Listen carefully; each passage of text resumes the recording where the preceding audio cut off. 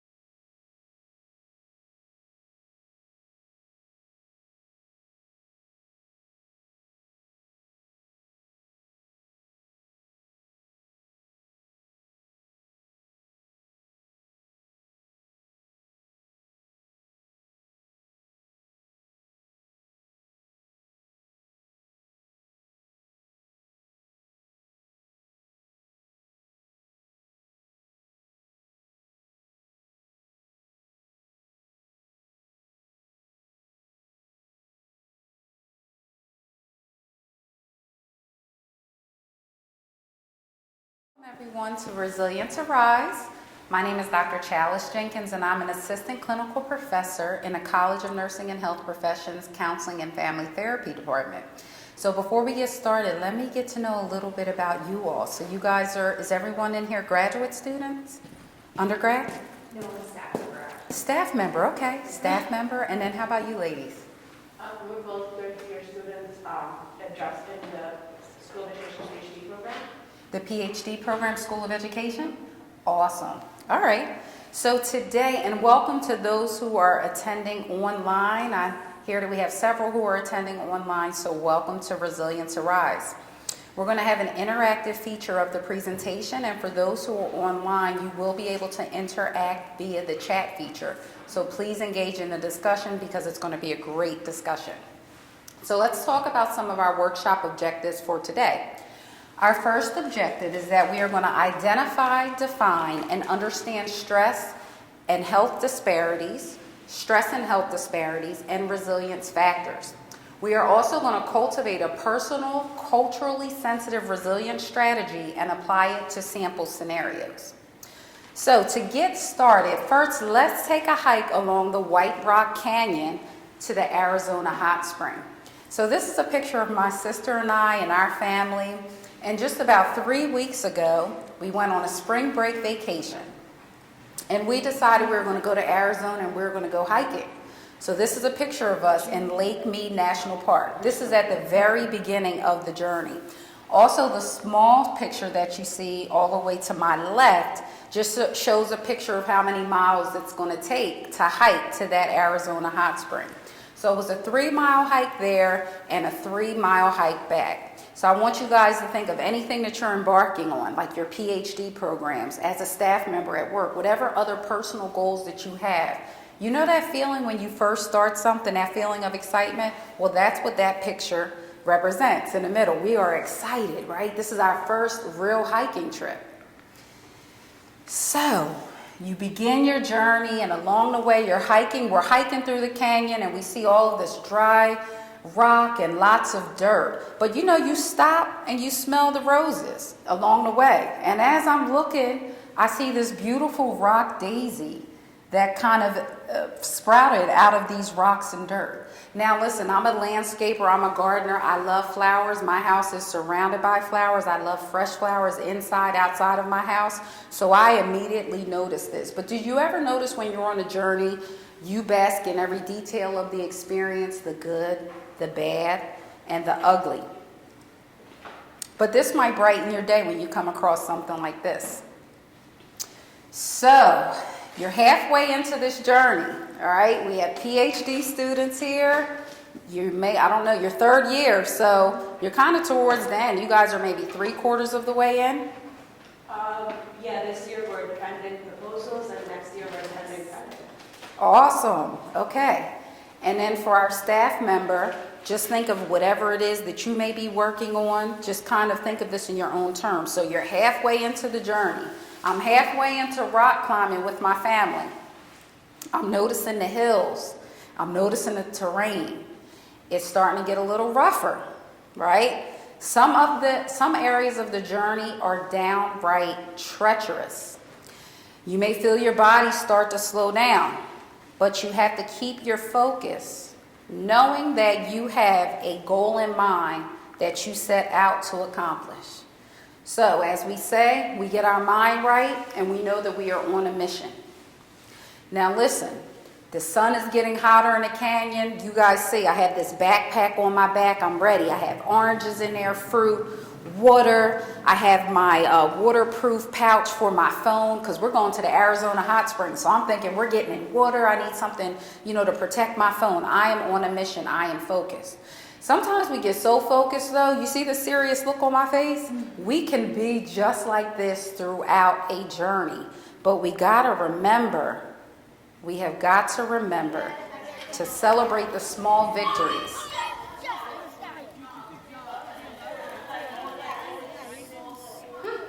Be careful, Daniel. That's the mommy and me telling my youngest son to be careful. But listen, my youngest son, he was celebrating a victory. We had come so far. We hadn't reached the Arizona hot spring yet. We were all sweating. We were hot. We were stopping to take a water break here. But my son, as I'm looking at him, I'm recording this. I'm like, we got to remember along the way, along these journeys, we have to stop and we have to celebrate our victory. So take time to do that. Whatever journey you're in, whatever goal you want to accomplish, make sure you take the time to do that. So we stop, we rest, we get refreshed. So now we're on a journey, and it's a good thing that we garnered our second win, because we are going to need it for the next leg of our journey. As you get close to achieving your goal, you'll encounter challenges that make you wonder if you can make it. Take a look at this. It got more treacherous and treacherous as we got to our goal. This is us walking up through the canyons to get to the hot spring. And this was a steep climb. It was rocky and rough terrain. But you encourage yourself by telling yourself that you can do this.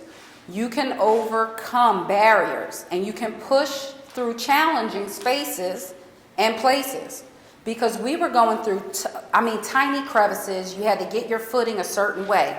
So suddenly you begin to notice a change in the terrain, which signals to you that you are getting closer to your goal or destination. And here's a picture after we hiked this long hill or cliff. We came across this beautiful view of the Colorado River. And this was so encouraging to me because I thought, oh my, water, finally. We had been hiking, it was hot, the sun was getting hotter, it was beating down on us. But this beautiful water just gave me encouragement, like, oh my God, we are closer to the goal, this is beautiful. So you have to stop and take in these moments, right? Because in the challenging times, there are going to be these moments along the way that reinvigorate you, they encourage you. So the change in this atmosphere ignites a fire inside of you. You can almost taste the victory. For some of us, we will go on to experience that victory. Now, this is what the victory looked like. This is what we were hiking toward. This is a picture of the Arizona hot spring. Check this out. You see people climbing up into the hot spring. Now, the Arizona hot spring is described as nature's hot bath. So you climb up this ladder into the hot spring, and it's like this natural jacuzzi that's within rocks. So, like I said, for some of us, we will go on to experience that victory. We hike those 3 miles, we will climb that ladder, get into that hot spring, enjoy that beautiful, natural, warm water. But for many of us, an unexpected setback hits us out of nowhere. Yes, we experienced the blow, and it is downright painful. Right after I took that beautiful picture of that beautiful spring, we then encountered another cliff, and the cliff was shifting with rocks and sand. Now, remember, I'm trying to get to the goal in the middle of this picture, to the Arizona hot spring. A few people fell before I did. However, when I fell, I was the only one who sprained my ankle. So in the middle of the White Rock Canyon, right before I can make it to this point, the picture in the middle, I landed and I did a half split. Now, let me tell you guys, ladies and gentlemen, I have not done a half split since elementary school. And some of you may be the same. So imagine being in the middle of a canyon and you're on a hiking trip. I sprained my ankle.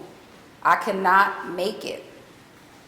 So we may experience the blow and it is downright painful. Oh, it was so painful. I felt something pop in my ankle. Our first thought is, what are we going to do now? We may hang our head and isolate ourselves for just a moment. I remember falling and being on that cliff. And we were with my sister's church group, so we had plenty of people around us. I had plenty of support. But when you go through something and you experience a blow, people do tend to kind of hang their head. And I was trying to get myself together and I just had my head down. Oh my God, and I was just trying oh my God, I can't believe I'm in the middle of a canyon in this beautiful place in Arizona. Oh, we took this 5-hour flight to get here and I have sprained my ankle. So maybe we spend time trying to figure out how we alone can solve the problem. You might encourage yourself with positive self-talk. You tell yourself, I can do this. But you finally realize that you can't go it alone. You get out of your own head. You pick your head up and you look around you. You look closer and you listen more intently. You notice that there is a support system right in front of you. You humble yourself and you begin to take the direction of the experts around you. And that's exactly what I did. Everyone was around me and they're like, oh my God, are you all right? What can we do? So after I got myself together, I had to get my mind right, I can do this. So then I had to try to stand up. And then it really hit me oh my God, I can't walk on my one leg. I didn't know at the time my ankle was sprained. That picture that you guys see is a picture afterwards. All right. But so how was I going to get to the Arizona hot spring? How was I going to hike back? Well, my support system, they were around me. Now, at first you might feel discouraged. You might cry or express anger. You may even begin to feel sorry for yourself, even if for only a moment. And I remember I had that moment. But once again, you look up and you notice what's around you. You see that right by your side is your what we call ride or die. They're right there. My sister, who you saw in that first picture, she was right there for me. And she was like, Chalice, we can do this. You're going to do it. And I had a brief breakdown. I was like, oh my God, I can't believe I'm in the middle of a canyon with a sprained ankle. How am I going to make it? She was right there to encourage me to press ahead and not to give up. And then other people joined in to help support me. And they helped me to devise a plan to reach my destination. And this was my brother-in-law and the pastor of her church. So you may find that in this time, your support system may have to hold you up. They may have to lift you up or even carry you over the terrain that you could not conquer yourself. And that's what happened to me. There were some rocks that I couldn't get over. And so my brother-in-law and Pastor Burnside, they lifted me up over rocks to get me over places that I could not get over by myself. Your support system may have to remind you to lean on them and don't do it alone. And that happened to me. Pastor Burnside kept saying, lean on me, sis. And I thought I was, he was there, but I guess he could see I wasn't using him as much as I could have been using him as a support. I was still relying on my own strength. So you begin to realize that you have developed a system in tandem with your support network, which has brought you closer to your destination or goal. So I did make it up to this area, and trust me, in my mind, I thought I would still be able to get into the hot spring. I thought, I'll make it up here. I finally made it. I'll just be able to walk right in. Can you imagine? It was maybe another 15 minutes from the time I sprained my ankle up to that hot spring. And I was so disappointed when I saw the ladder. But something in me, I was like, I could still do it. I'm going to work this out. How can I? And I'm trying to figure out how I can work my foot up that ladder. And people around me were like, we don't think you're going to be able to. And I'm like, there's no way. I'm trying to figure something out. And then I came to my senses and I was like, there's no way, because I couldn't put pressure on my right leg. So I kind of just sat there. I took pictures. You know, my sons enjoyed it. My sister and her family, her church group, they enjoyed it. I kind of hopped over alongside to a rock. And you guys can see the water coming out of the canyon, and it was flowing down through the rocks. I kind of did the best I could and hopped over and got my, feet in there. And I'm like, oh, God, okay, I guess this is my version, of the hot spring. Now, after they enjoyed their time in the hot spring, now we got to make our way back. So we've hiked 3 miles there. Now we got to hike 3 miles back. So we got to turn these lemons into lemonade. Now, for some, that is all you will need to accomplish your goal. You have made it into the hot spring. You have reached your destination. Congratulations. Let's celebrate your victory. But for many of us, we can only see the goal with our eyes. We might even be able to hear evidence of that goal. I could hear the water running out of the hot spring. I could see the water running out of the hot spring. I could feel it. But we can't actually accomplish the goal or reach our destination because another unexpected barrier has presented itself. We say to ourselves, wait, what? I know I didn't come this far. I know that I didn't overcome all these obstacles with the help of my support system to come this far only to fail. Do you mean that I have to turn around? Does this really mean that the answer is no? The reality hits us and we may cry, express anger, or even revert back to our negative coping skills. We may have to see and listen to others bask in the glory of accomplishing their goals and reaching their destination while we wait in the unknown. What will we do during that time? Some may become envious of the few who have reached their destination. Others will express excitement for those who have gone ahead, knowing that one day they will reach that same destination, or that they may go even further.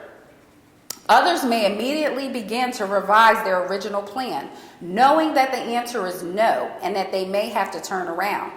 As you turn around and begin to make your way back down that hill, in my case, that canyon or mountain with your support system right beside you, you slowly get your joy back, despite being in pain. Because let me tell you, it was getting more painful. My ankle was swelling and I was in pain. You have once again got your mind right, and you are now reworking that same system that helped you climb that canyon and overcome the barriers. On the way back down, you even stopped to smell the roses. Now, I didn't get a chance to climb that ladder into the Arizona hot spring, but on my way back down, there was a flood of water between some rocks.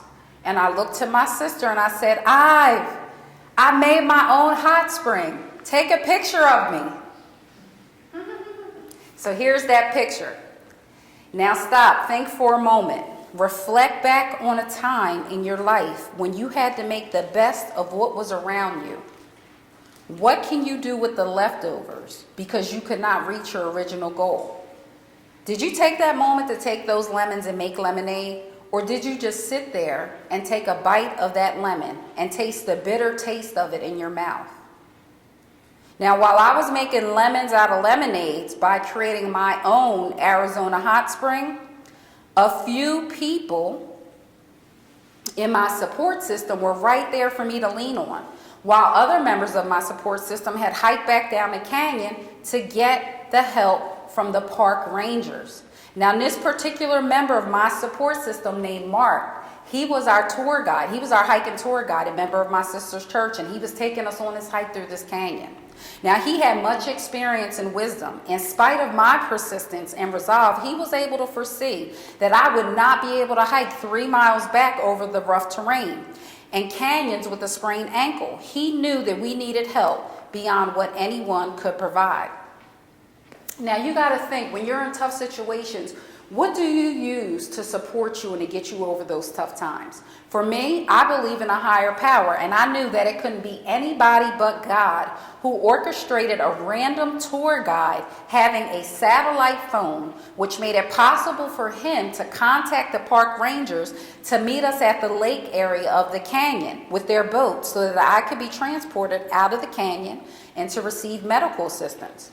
Mark, our hiking expert tour guide, helped me down to the lake area while the others hiked back to the cars.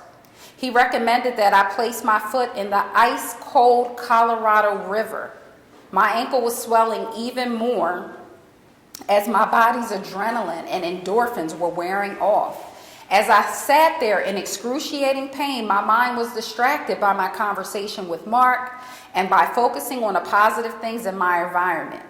Now, as I focused on the positive things, take a look at my view. This is me sitting in a lake with my ankle soaked. I was in pain. It was swelling and swelling. But look at that beautiful view. Thank God I had this beautiful environment to help me manage the pain, because it was very painful. So when was the last time you stopped striving and entered a period of rest, which allowed you to embrace the moment? Many of us don't choose this space, but are actually forced into it. I wonder what our lives would look like if we actually incorporated these type of moments into our self-care plan. Think for a moment. What might that look like for you? So 1.5 hours passes and we finally heard the sound of the park rangers, but they couldn't get their boat to the part of the lake where we were. So I had to garner up any last bit of strength I had to hop and hobble my way with the support of Mark to the other side of the lake. Just when it seemed like I was losing the strength to make it over the rough and rocky terrain, the park ranger, this park ranger right here, came walking towards me with crutches. Let me tell you guys, it was something out of a Hollywood movie. I was like, my hero! He just came with the crutches, and I'm like, oh my God, thank you. Because remember, I was literally hopping on one foot this whole time, and I was holding my ankle up that was sprained because I couldn't put any pressure on it. So he came with these crutches, and oh my God, it was so beautiful.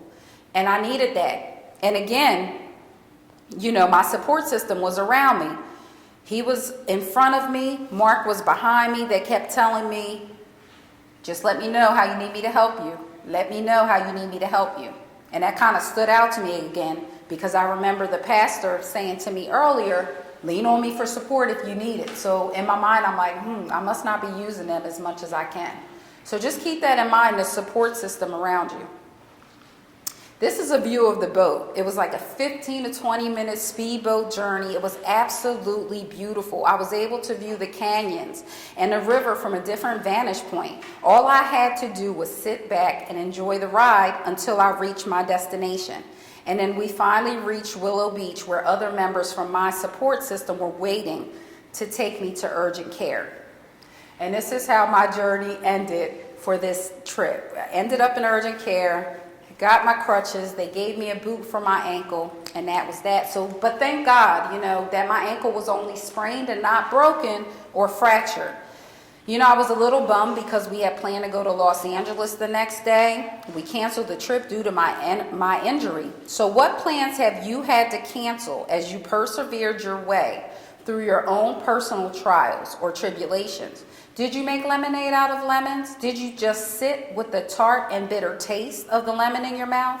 How were you resilient in those moments? What type of aftercare or self-care plan did you need to develop to cultivate your resilience? Well, let's look more deeply. So let's talk about stress. What is stress? Stress is a physiological or psychological strain caused by adverse stimuli, physical, mental, or emotional, internal or external, that tend to disturb the functioning of an organism and which the organism naturally desires to avoid. Stress occurs when individuals experience demands or threats without the sufficient resources to meet these demands or to mitigate the threats. Now there's physical stress, and emergency and continuing stress is composed of physical stress. Emergency stress, that's what I was experiencing in this canyon. It's set off by the adrenal medulla, which releases norepinephrine into the bloodstream and causes increased heart rate, blood pressure, and blood sugar levels. Pupil dilation, blood vessel dilation, and muscles to use for energy, which is likely how I was able to hobble my way through that canyon and eventually to the lake. Continuing stress, our adrenal glands continue to produce a steady supply of hormones that increase the body's resistance. Now there's psychologic stress. The emergency response of the body comes into play when a person merely foresees or imagines danger, as well as in real emergency situations. In my specific situation, I briefly imagined being stranded in the middle of a canyon. I was like, oh my God, what am I going to do? So I had to get myself together. Now, prolonged stress. The human mind and body typically can adapt to stress, but prolonged exposure can lead to chronic medical disease, such as coronary heart disease, heart attack, high blood pressure, and cancer. Now, when we talk about disparities, according to healthypeople.gov, a disparity is present when a health outcome is seen to a greater or lesser extent between populations that is closely linked with social, economic, or environmental disadvantage. Health disparities adversely affect groups of people who have systematically experienced greater obstacles to healthcare based on their race, ethnicity, religion, socioeconomic status, gender, age, mental health, cognitive, sensory, or physical disability, sexual orientation or gender identity, geographic location, or other characteristics that are historically linked to discrimination or exclusion. Now, we can't speak of disparities without talking about determinants of health, which comprise a powerful and complex relationship between health and biology, genetics, individual behavior, between health and health services, socioeconomic status, the physical environment, discrimination, racism, literacy levels, and legislative policies. These social determinants influence an individual's or population's health. So now the World Health Organization identifies stress as one of the top 10 determinants of disparities in health. Stress occurs when individuals experience demands or threats without sufficient resources to meet these needs or mitigate the threats. Black, Hispanic, and low socioeconomic status individuals report higher levels of stress. Members of these groups experience greater exposure to stress due to discrimination, racism, objective threats of safety, financial strain, greater exposure to violence, and barriers to occupational advancement. Difficulty with access to quality, culturally competent care and other pertinent resources further contribute to stress. Now, we can't talk about stress without talking about resilience, right? Because we all experience stress. But what about resilience? According to the APA, resilience is the process of adapting well to adversity, trauma, tragedy, threats, or stress, bouncing back from difficult experiences. The Merriam-Webster Dictionary defines resilience as the capability of a strained body to recover its size and shape after deformation caused especially by compressive stress, an ability to recover from or adjust easily to misfortune or change. Did you guys know that research has shown that resilience is actually ordinary? Resilience is not extraordinary, it's ordinary.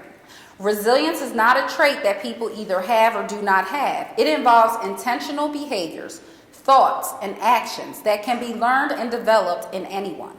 So let's talk about some resilience factors.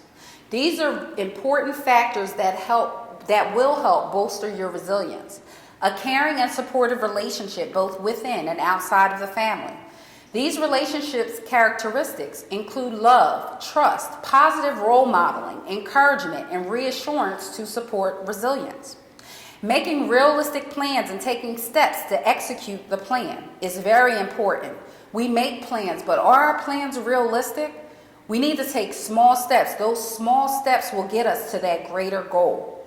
Then we need to execute that plan.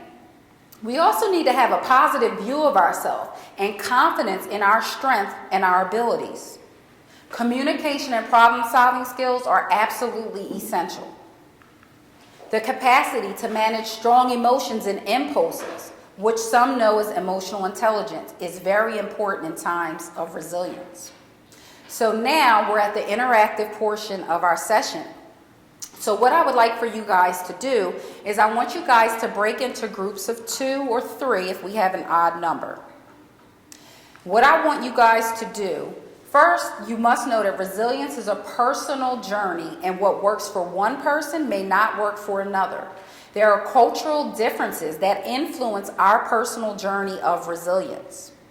So I want you guys to break into groups of 2 or 3. And we're going to take about 15 minutes. So about each person will have a chance to talk about how they communicate. How do you communicate your feelings and deal with adversity?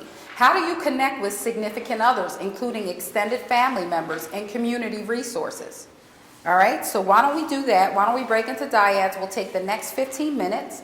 How about, do you want to come maybe to this table? Maybe you 3 can come together. Maybe you can move to this table. All right, and so what I want you guys to discuss, and you'll see on your table, you actually have a handout, and this might be a time to do it, to kind of write down what strategies do you use, okay, according to your culture. And it's this handout right here. You want to name your culture, and then you want to describe at least 2 strategies of resilience that you have adapted from your culture. How are you defining culture? How do you define culture? That's a great conversation. How would you define your culture? That's why I asked you. So see, this is a great question, because what makes up culture? How do you define your culture? What's important in your culture? This is a great conversation. Let's talk culture, more. like general, or like the culture of where we are, like at Drexel, or Okay, excellent. How do you define Yeah, but what would be some examples of how you define culture? How do you define your culture? So you said the culture at Drexel, so part of your culture is that you're a graduate student at Drexel? Okay, what else might make up your culture? my being an international student? Excellent. You're an international student. Okay, other things, other people? How would... I was just gonna say some of your activities that you do, like fitness or. Okay. Your interest... Okay, your interest in activities. Excellent.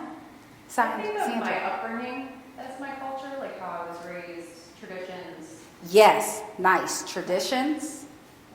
What other things? For some people, their gender is important to their culture, their spirituality and religion. Your race, your ethnicity may be important, your gender identity, your marital status. These are all examples of culture. So what is unique to your culture? That's what I want you all to share. Okay? All right, so again, and for my people who are online, thank you all for tuning in. We have an online chat feature, and you all can chat along with Sandra.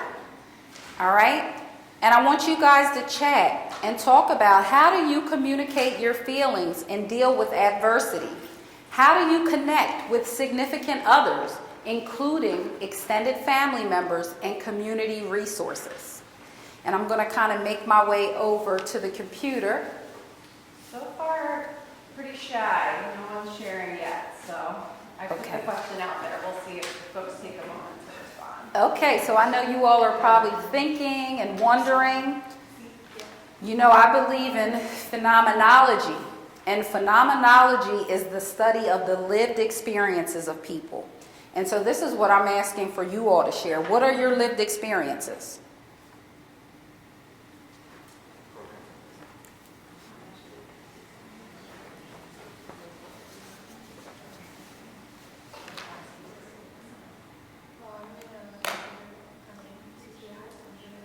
Everybody's shy online. Okay, we have our online people who are shy. You're not responding yet. We're still waiting for comments from you all. We want to hear about your culture. Hearing about others' cultures really helps to enrich our discussion. It helps to enlarge our perspective. So please feel free to share.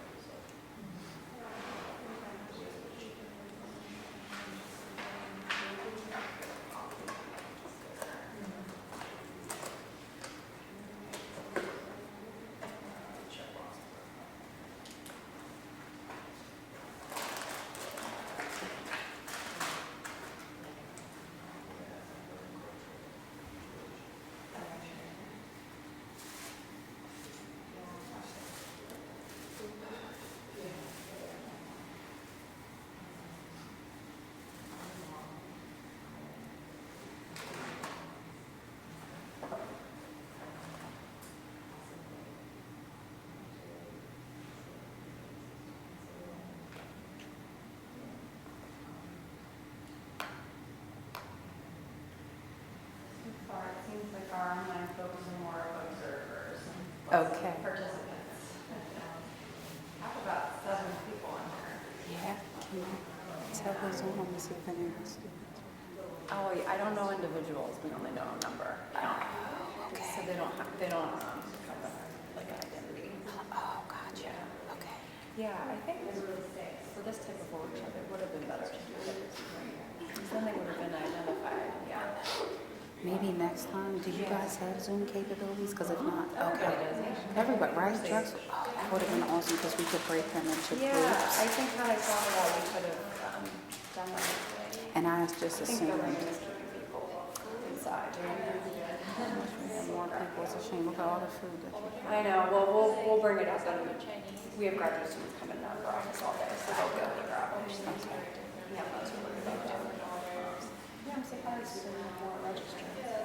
Yeah, I think it's the weather. Well, 60 of them are still tuned in. Yeah, that's awesome. Yeah. And then some people probably decided to tune in online versus coming in. Yeah, which, you know, you don't always get the best. I know. We get it. Yeah, this is a type of workshop ask for. I mean, they like survey, graduate students, they can survey their population, what type of workshops would you like to see? Yeah, it was this type of workshop, like one day audio, one day coping with stress, managing age, and then the other class, finance. But we've done a lot of those lately. Maybe I'll come back in a down time and present again of students.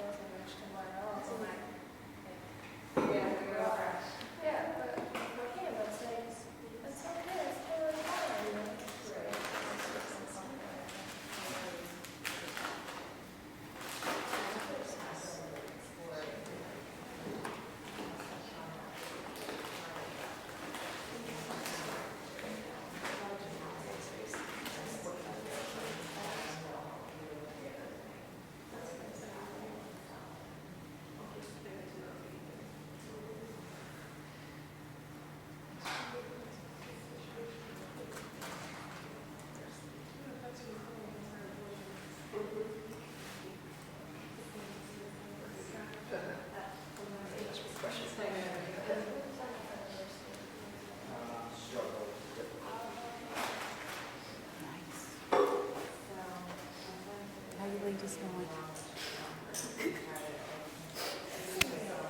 Okay. Oh, that's a lot of stuff right there. Okay.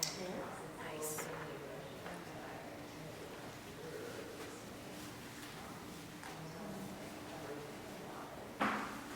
So why don't we take about 2 more minutes and then we'll process as a group what you all learned about your partner's culture, which is different from yours.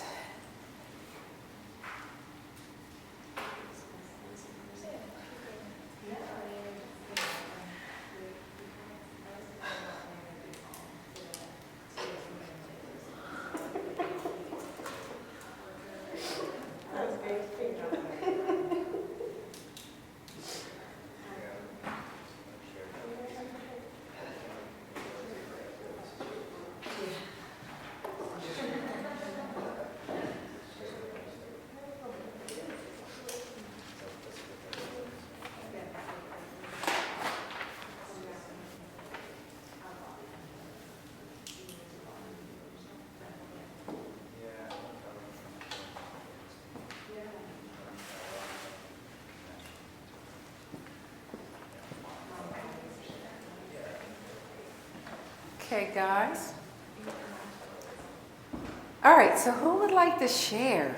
So in these brief discussions, what did you learn about someone in your group or your partner that was different? What did you learn about their culture that was different from your own? Our cultures are very similar because we're in the same program. Yeah. So a lot of our,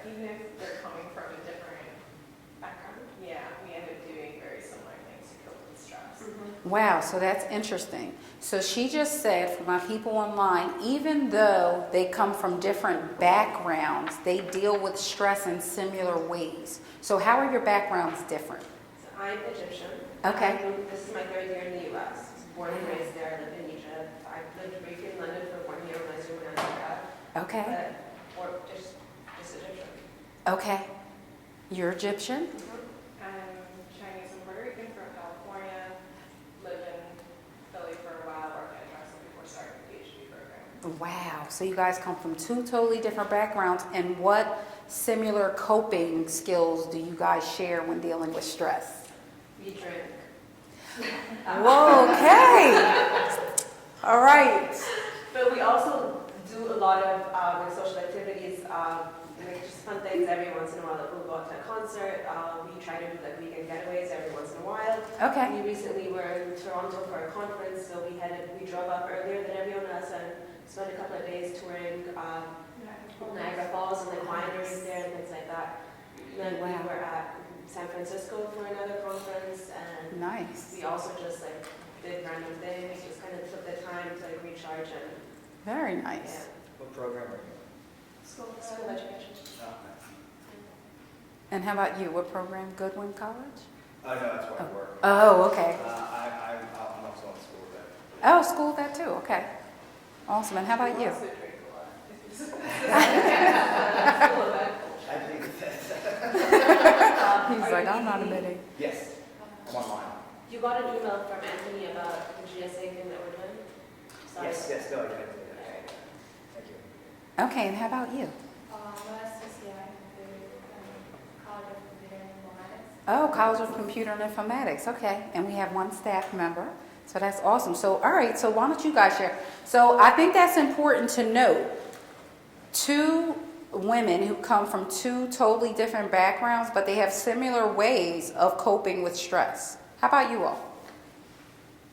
We didn't get too far into that, and we were talking about the stress management part. Okay.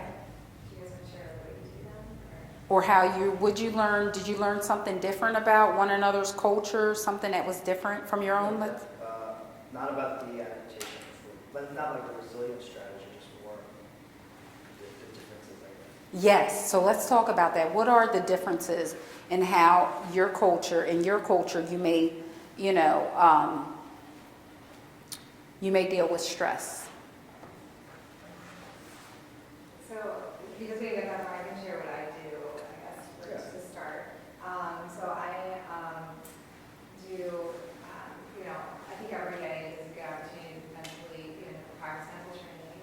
So Nice. I definitely try to participate in like positive self-talk. I do Nice. breath control exercises. Excellent. Deep breathing exercises. Excellent. And goal setting, but specifically micro goals, like setting really tiny goals so they don't want to really big, goals that seem impossible to conquer. Excellent. So those are the big strategies that I use. So setting micro goals to reach that huge plan, using positive self-talk, using deep breathing exercises to help manage stress. Okay, how about for you all? Well, actually, I don't know, so that's the reason I came here. Okay. And I was my undergrad was accounting major, and I was in a public accounting firm for 2 years. So I feel like now I'm in a computer school. Do people getting stressed in a different way? Yes. So, yeah, I'm discovering right now. Yeah. Okay. And you can also think back on past experiences and what you may have done in trying times, and that may kind of help you. How about you? Would you like to share anything? Sure. So probably the most common way for me that I deal with stress is humor. Yes. And that, I guess, I would say comes from two of my backgrounds, being just working class, growing up working class, I think, LGBT. Okay. Those are two reasons I know, which I very much use humor all the time to get through. Yes. Tough times. So humor is a great way to get through tough times. So excellent work, guys. Thank you so much for sharing. The difference between us, I guess, would be that I go Nice. to physical therapy a lot and they're into Oh, okay. And it's been about 2 years of that. And I also go to therapy maybe once every 2 weeks. Nice. Nice. Anyone else have anything else to share? Well, I think for business side, maybe coffee time. Okay, coffee breaks. Excuse me, if we don't know something, we just do a coffee time when I talk to some coworkers who experience this, and yeah, sometimes it will get help. And right now on the computer side, so I feel like stressful. Oh, the stress ball. Yes. Yeah, it's stressful. That's effective. Yeah, it's very helpful. Yes. Release the stress. Great points. Great. So see, there's many things that you guys are already doing. And so as you build resilience, I want you guys to remember to make connections. Accept help and support. Avoid seeing crises as problems that can't be overcome. You can't change the fact that highly stressful events happen, but you can change how you interpret and respond to these events. Accepting circumstances that cannot be changed can help you focus on circumstances that you can alter. So we have to accept that change is a part of living. We want to move toward our goals, and when we are accomplishing or setting those goals, we need to make sure they're specific, they're measurable, that they are attainable, that they are realistic, and that they are time-limited goals. And these are referred to as SMART goals. This is really important when setting goals, because sometimes we set goals and we may have one or two of these things. It may be specific and it may be measurable, but it might not be time-limited. And then some of us are in a point of our life where time is imposed upon us. So, for instance, for the ladies in the back who are in the PhD program, and in other educational programs, even in work situations, there are time limits on certain things. So the same way you have deadlines at work, you have deadlines at school, you have to make deadlines for the actual goals that you are developing and the things that you want to accomplish.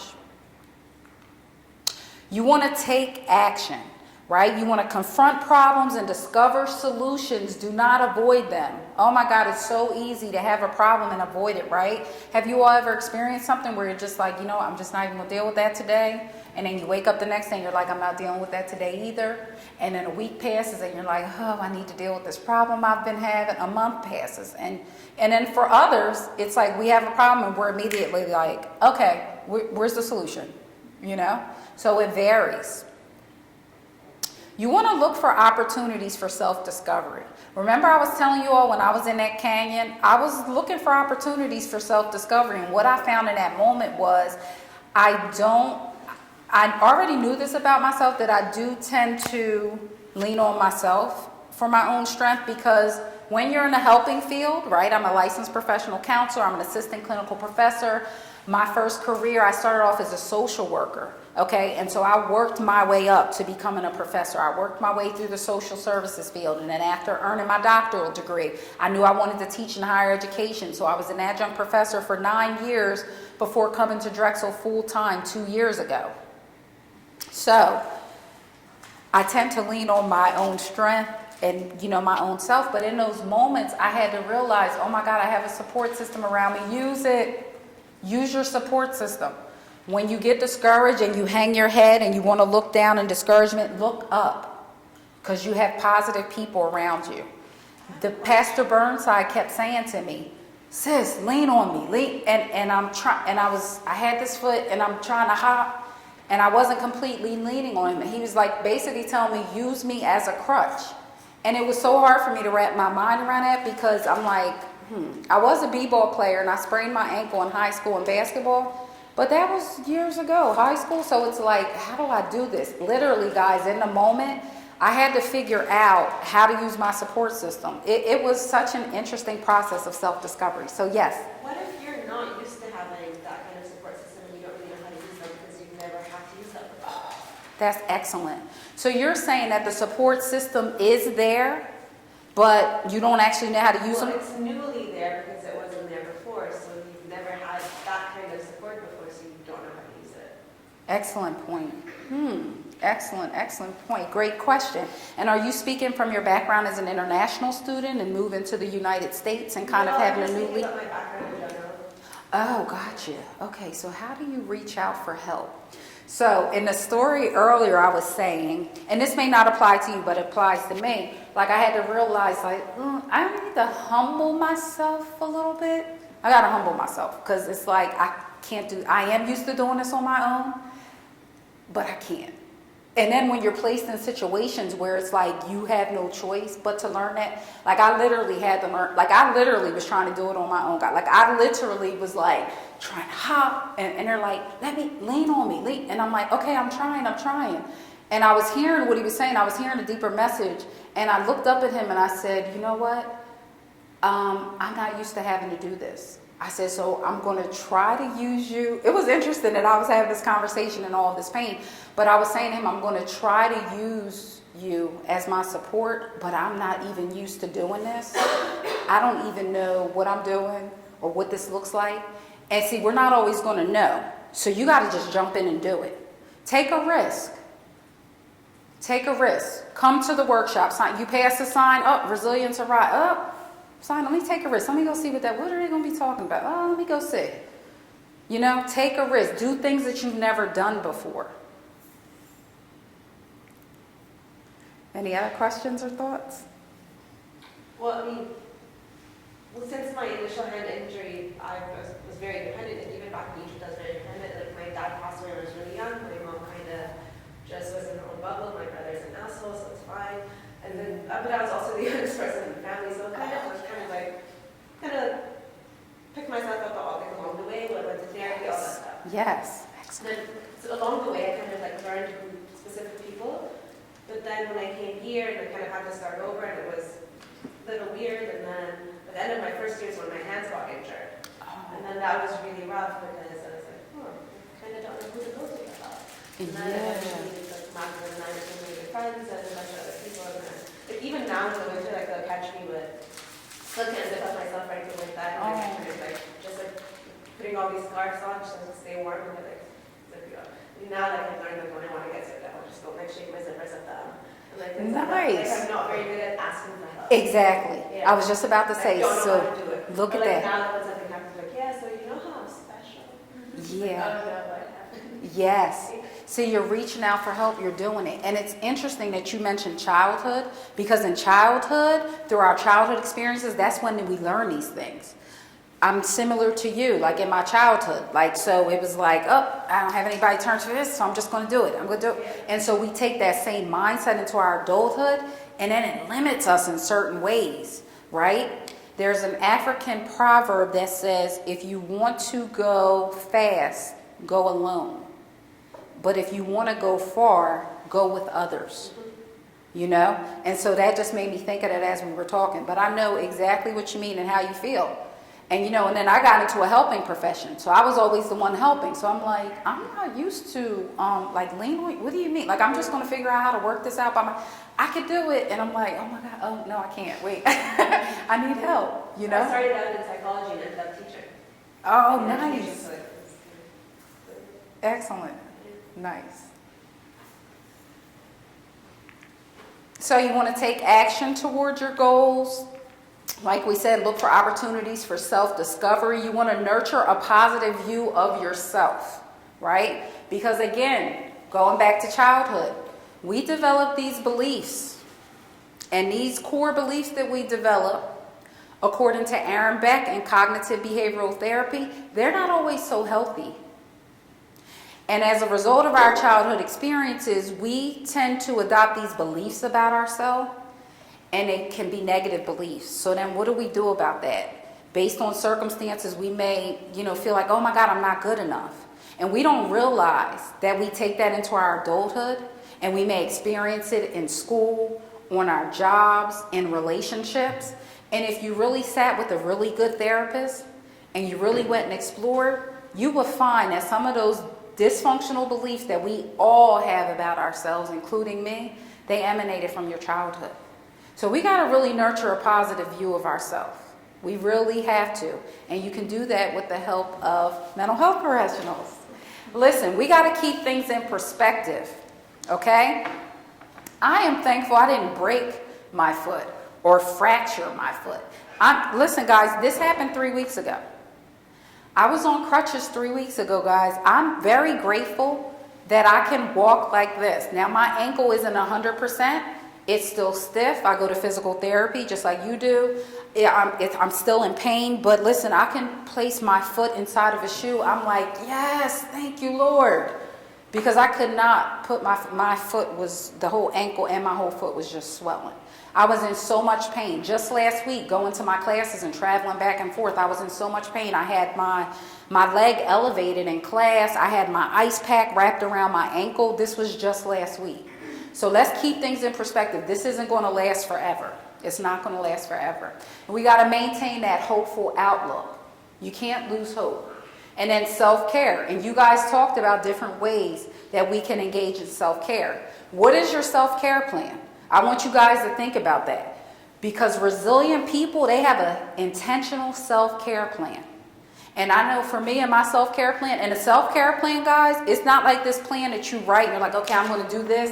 And you revisit it 3 months later and you're like, how did I do? This is something you got to think about on a daily basis. Self-care is daily. So while I would love to get to the gym at least 5 or 6 times a week, realistically, no, I'm a mom.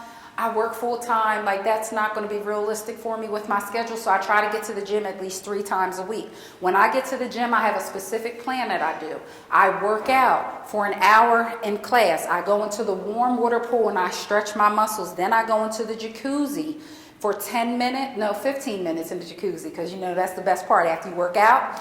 And then I go into the steam room. Well, no, I shower and then I get into the steam room. But I have a specific routine that I do at the gym. I know what amount of time I need at the gym, and I try to do that 3 days a week, because we know that exercise is a natural mood booster. Exercise helps you sleep better. So I know that I need to exercise. I've been struggling a little bit because with this sprained ankle, I haven't been able to exercise. But what I did find in physical therapy was that I'm able to get on a stationary bike, and that doesn't hurt my ankle. It doesn't give me much of a workout, and it's really kind of boring. But you have to work with what you have until you can work back up to that point.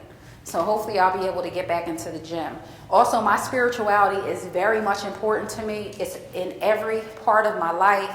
I pray daily. I go to church. I sing in a choir. I am very active in my church. And you will find in a lot of minority cultures, and in the African American culture in particular, spirituality and religiosity is very, very important. That's something that's very important to me. When I was in the middle of that canyon, you guys can best believe I was out there praying. I was definitely praying, but that's something that helps make me more resilient. So what is that for you? Maybe it's not spirituality or religiosity. Maybe it's something else for you. But see, it's all different depending on our cultures. So just, out of curiosity, does anyone in here use spirituality or religiosity to kind of help get them through tough times besides me? Or is it just me? Okay. Spirituality, yes, religiosity, no. Okay. And what does spirituality look like for you? And then if you can share what spirituality looks like for you too. I don't know how to explain it. I think it's like a very personal thing, and I don't really know how to put it in words. It really is very personal, isn't it? It is. Okay.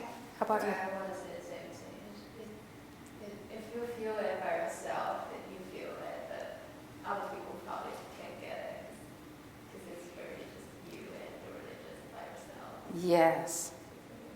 Okay, so what I'm hearing from participants is that spirituality is a very personal thing, so it's kind of difficult to put into words what that means. And some people are spiritual, and some people are not religious, and some people are spiritual and religious, And then you have people that they don't even use it. They don't consider themselves spiritual or religious. It doesn't make them any less resilient. You know what I mean? But my culture informs me with my spirituality and religiosity that is something that I use to make me and to help me to get through things. So any other additional ways you guys can think of? Ways that you build resilience that maybe is not up here that you can share with others? Maybe I don't know if you want to do visualization, so visualizing your success and Excellent. getting yourself to the greater goal. Yes. So in counseling and therapy, we refer to that as imagery. Imagining yourself, seeing yourself accomplishing that goal, seeing yourself successful. I love to do vision boards. Does anyone else in here do vision boards for their future? Oh my God, it's such an awesome, Sandra does. I have done it, yeah. Yes. Vision boards are excellent because what do you see for your future? What does that look like? You can get a few magazines, a few newspapers. Go through those magazines and see what resonates with you. Pictures, words may resonate with you, and cut those out. Assemble those on a poster board or however you want to do it. You guys may do it in an updated way with technology. My way might be like the old school way, but however you can adapt that idea and post it. And I go back and I look at my vision boards. I try to do a vision board each year. And then it's good to look back and see, oh my God, how far have I come with this? Okay, I had this vision in 2017, but it didn't quite come to fruition until 2019. It's really cool to look back and see that stuff. Some people may journal. You may use journals and you may go back and review your journals, that type of thing. So there's various ways that people use. Additional considerations is that we want to make sure we learn from our past mistakes. Because as humans, we kind of have a tendency to make that same mistake over and over again, but then we finally get it and we can learn from our past mistakes. We want to make sure we stay flexible. Oh my goodness. Does anybody have difficulty staying flexible when you have a plan in place? You know exactly, you can see it. You know exactly how it's going to go, and then somebody comes in and they throw a monkey wrench and you're like, wait, what? No, wait, hold on, that's not on. I got one checked off. I did number 3. What? That was not in my plan. How many people has that happened to? I mean, it really happens to all of us because we can't plan everything. So we really do have to stay flexible. Even when you feel yourself, I'm aware of when I'm not being flexible, and I'm using positive self-talk like you shared. Chalice, you need to be flexible. Be flexible, be flexible. Take a deep breath. Exercise some flexibility because you're not being very flexible right now. That's an example of positive self-talk. And you can use that to kind of talk yourself through situations. Okay?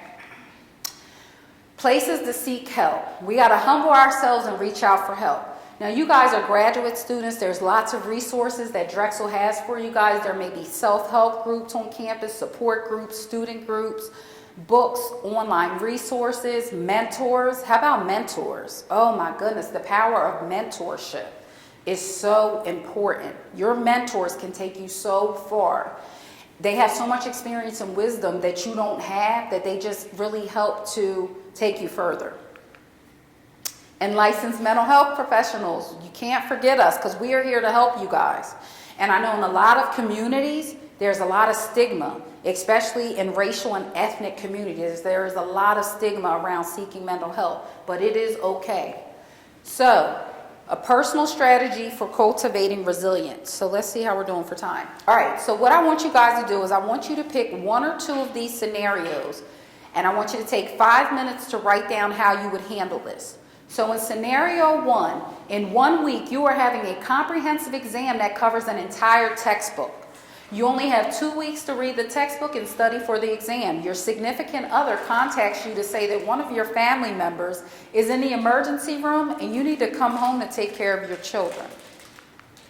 Scenario 2, you have 3 days left to complete and present a project on health disparities in underserved and vulnerable populations. The project is worth 30% of your grade. Your computer dies and your project is saved on your computer. Take 5 minutes. How would you guys handle this situation?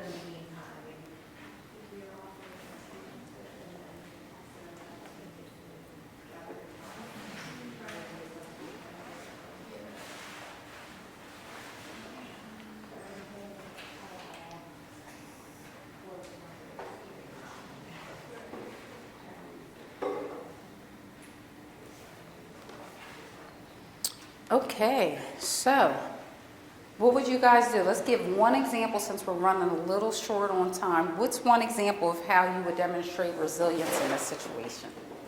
One or two. Whichever one you want. Which one do you guys decide? Go. Oh, so did I say. Okay, nice. Which one do you guys want to start with, and we can handle the other one? She has a good example for the first one. The first one, I think it's, you mentioned about cultural, so based on my family cultural, so we're a big family. When things happen, like family members, grandmothers, cousins will Yes. ask for help from them, and they will definitely give you help. Excellent. So asking help from extended family in scenario one is a big one. That's a big part of my culture too, right? We use extended help and resources to help us to get through. Anybody else share that same experience in their culture? Okay, nice. All right. How about someone for scenario two? We were just saying that we would probably ask for an extension since it's only 3 days left and we can't really do anything without a computer. So, Yes, excellent. Start from the beginning and ask them to be flexible. So reach out to the professor and ask for an extension. That's after you've had the tears and you just can't believe you lost all of your work. And for some of us, we may have a mini crisis, like, oh my God. We come to our senses and we ask for an extension. That's also how we learn to save everything somewhere else, not just the computer. Exactly, right? Thank God for OneDrive. Thank God for the Google Drive, iCloud. Google Drive, iCloud, all these various places where you can save things where you don't have to worry about losing your work in case something happens in an emergency. So I want you guys to take a look at this, this short video.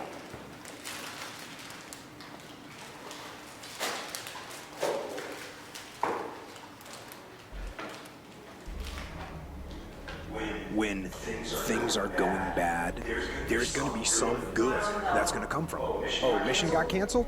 Good. We can focus on another one. Didn't get promoted? Good. More time to get better. Didn't get funded? Good. Okay. Here, let's see if I could slide this over to the desktop. Did that work? No, it didn't work. We did get the cursor. Is it on Explorer? It's in the Internet Explorer browser. Alright, so slide it again like you just did. And when we'll see the cursor, will let you know when to go down to Explorer. And let me Find see. it, yep, and then go down towards Explorer. Go towards the right. Oh, you know, see, that's the thing. I can't see that on my screen, and that's probably where the problem is. Can the IT person maybe help? Sorry, I'm first seeing it online, but. Oh, you can see it online, Yeah, okay. we are.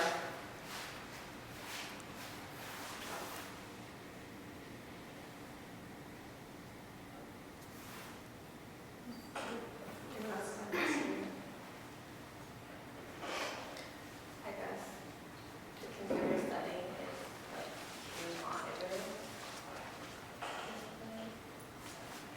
Let me drag it over.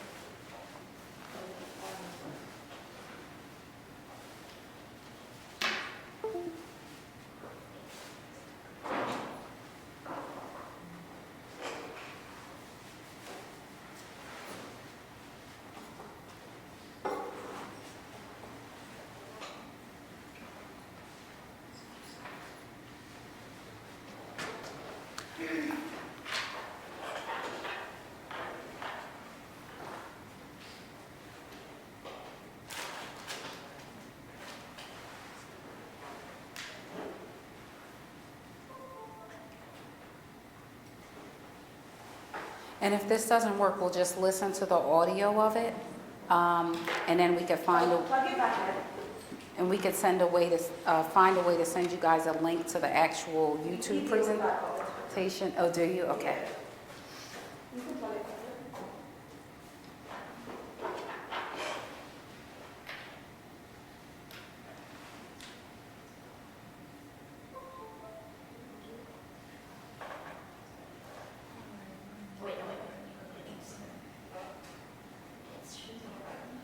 Yeah, now see the Internet Explorer. Yeah, you can drag the Internet Explorer up to the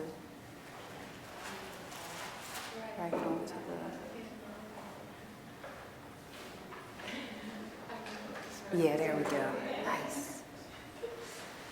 And I just need to enlarge it and start it from the beginning.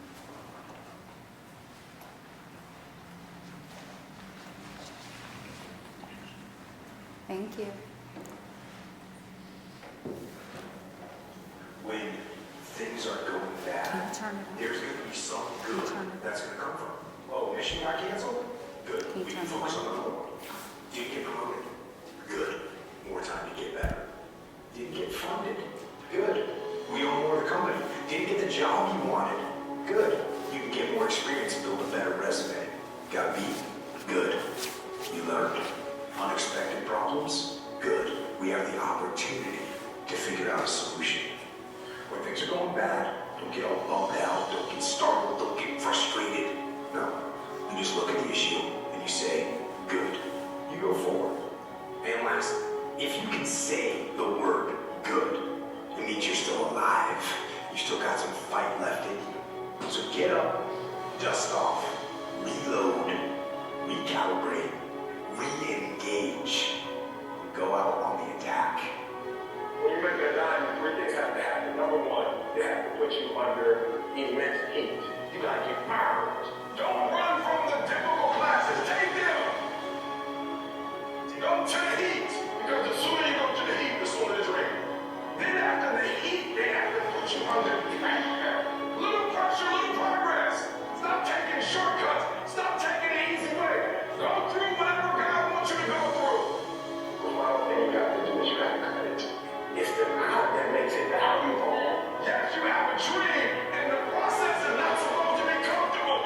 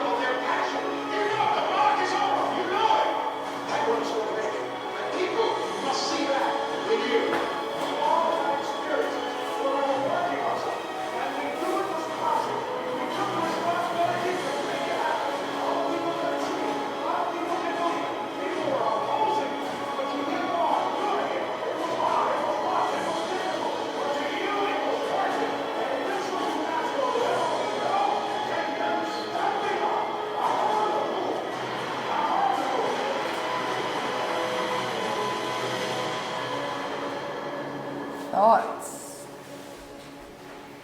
What are your thoughts on that video? Any thoughts? Really motivating video. I thought that same thing when I found it. Yeah, right? Okay. Can you help me, please? Yes, get pets adopted. Can she help me too? I guess we need to get it back to the, Now, clearly it's time for a I just life-saving need to photo makeover. cancel that and then go back to my PowerPoint. First things first, put us in the right mood. Then work those angles. Yes. Darker pets have a hard time getting adopted because you just can't see them. Use this curvy thing to reveal their adoptable mojo. Older pets are also overlooked. Give them a little extra pop to get them noticed.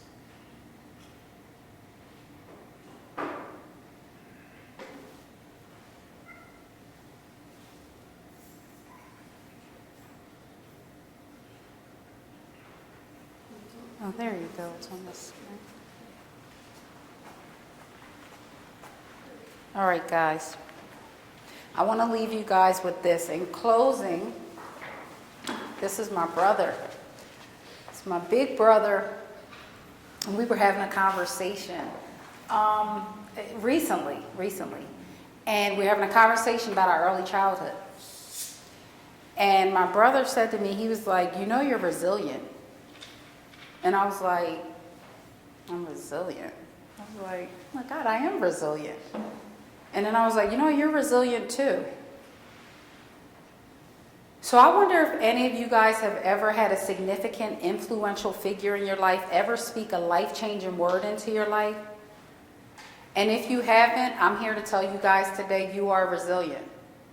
Look at that self-care plan that you developed. Look at your resilient strategy that maybe you never quite thought of in this sense. But now you're leaving here and you're like, I am resilient. You are resilient. You're resilient. And you have ways now where you can cultivate your personal resilient strategy. Because it's a very personal thing. There's various factors that have been highlighted here on how you can cultivate that resilience in yourself. So I'm here to tell you guys, if no one has ever told you, you are resilient. Thank you, guys.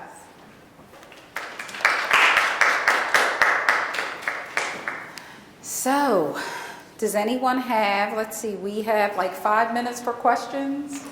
Sorry, does anybody have any questions or comments, anything to share? No, we kind of asked questions along the way, which was good. If you all can hand me, if I can collect that sheet. You guys notice it's totally anonymous. Your names are not on it, but you might want to add about your family, your extended family support. Thank you, guys. Thank you so much. Thank you guys for attending, and I hope you guys have a great day. Okay. You're welcome. Oh, thank you.